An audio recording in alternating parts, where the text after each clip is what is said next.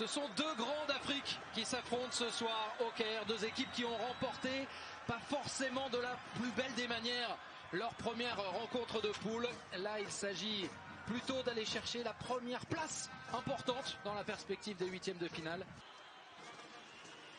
Mais c'est une façon aussi de prendre confiance, hein, ce genre de match contre un gros. Le centre de Serge Aurier au second poteau, on était tout près du but. La tête de Kodjia, le sauvetage de Romain Saïs dans les premiers instants de cette rencontre. Et ben voilà, ça commence plutôt bien, plutôt fort. En milieu de terrain pour El Ahmadi.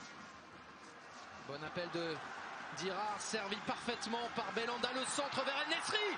Oh, c'est le petit filet, mais quelle action très bien construite en vitesse, beaucoup de spontanéité. Elie Benassia encore pour sauter un peu les lignes et essayer de varier le jeu. Il a réussi à trouver Amrabat. Amrabat très bon lors du premier match qu'on retrouve à nouveau. Magnifique. Et qui trouve une solution. El Nesri. Quel travail admirable, sensationnel en individuel de Nordin Amrabat. Ça va lui faire plaisir. Non seulement d'être en tête face à la Côte d'Ivoire, mais aussi de voir un autre match pour l'instant disputé par ces hommes. On l'a vu dans l'avant-match. Bien joué, Julien. Attention à cette sortie de Bounou. Efficace. La reprise derrière. Et c'est derrière le but aussi. Ouf, c'était chaud pour les Marocains. Ouais. Bien joué Elie Benassia. Ah oui, quelle belle lecture, quelle belle anticipation de la part de l'ancien défenseur de la Juve. Et il y a un contre intéressant. Projection vers l'avant avec Hakim Ziyech, Achraf Hakimi, et c'est Amrabat magnifique. qui laisse filer pour El Nesri. Amrabat, il est étincelant pour l'instant dans cette rencontre. Ah oui. Même sans toucher le ballon, il y a la classe qui s'exprime.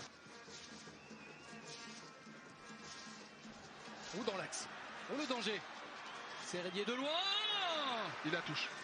Il la touche, Bounou. Geoffrey Serredier qui avait senti le coup. Et à chaque fois que les Marocains sont très dangereux, il y a la réponse tout de suite. Personne dans cette zone-là en plus. C'est là qu'il faut pousser entre guillemets.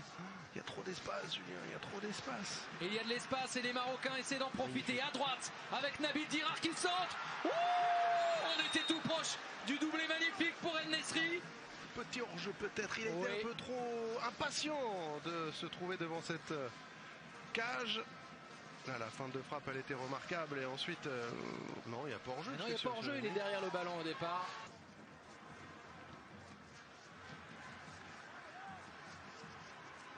Ça part encore avec Hakimi dans la surface. Il est à terre. Et qu'est-ce que ça dit? Ça dit que ça joue.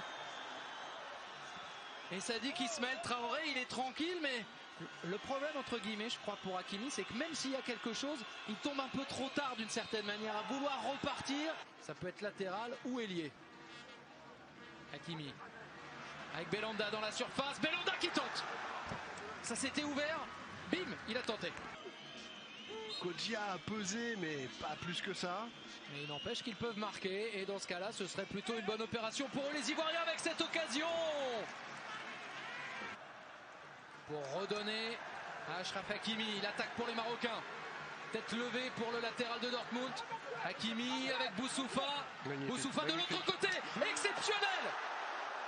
Sauf la fin. Avec cette barre trouvée par Nossair Masraoui. Mais alors, régalade d'actions construites. Il n'y aura pas d'équipe éliminée ce soir. Il y aura deux formations qui resteront parmi les favorites de cette compétition. Mais si on en restait là, ce serait quand même un bon coup réalisé par les Marocains, comme les Algériens hier. Et ils le font, ce bon coup, avec le succès 1-0 pour le Maroc. Les Marocains qui en sont à 6 points pris en 2 matchs. Victoire de prestige, mais pas uniquement. Victoire vraiment solide pour les Lions de l'Atlas face aux éléphants de Côte d'Ivoire.